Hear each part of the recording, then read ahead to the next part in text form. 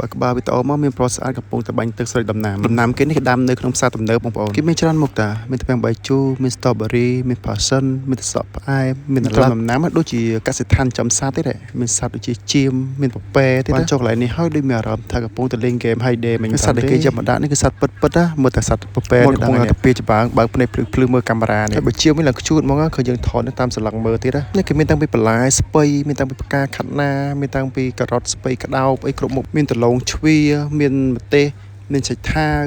មានផ្កាខាត់ណាខៀវមានអាឡឹកមានអីបើគេសម្រាប់អ្នកចូលមើលអត់ខាតទេចូលឈ្មោះទៅបានកដោពីគេទៀតថាបានកដោសូវយួរចូលឈ្មោះគេដែរនេះកដោគេពងមន់3គ្រាប់ម្នាក់ហើយក៏មានការដាំស្រូវដាំឲ្យដាក់បង្ហាញនៅក្នុងនឹងទៀតសម្រាប់អ្នកណាដែលស្គាល់ដាំស្រូវទេអាចទៅមើលផ្ទាល់បានក៏មានទិញមងឈើឆ្កាងដៃឆ្កាងជើងជាមួយនឹងកណ្ដោច្បើងងាយណាស់ដែលមានទិញមងមានស្រូវមានច្បើងពិតឲ្យយើងមើលនៅក្នុងផ្សារទំនើបបែបនេះហើយខ្ញុំទៅនេះក៏មានមនុស្សទៅមើលច្រើនគួរសមទៅមើលបានប្លែកភ្នែកហើយបានកដោពងមន់មកផ្ទះវិញទៀតសម្រាប់អ្នកទាំងអស់គ្នាចង់ទៅមើលអាចទៅមើលបាននៅផ្សារទំនើប Eon 2 បាយបាយ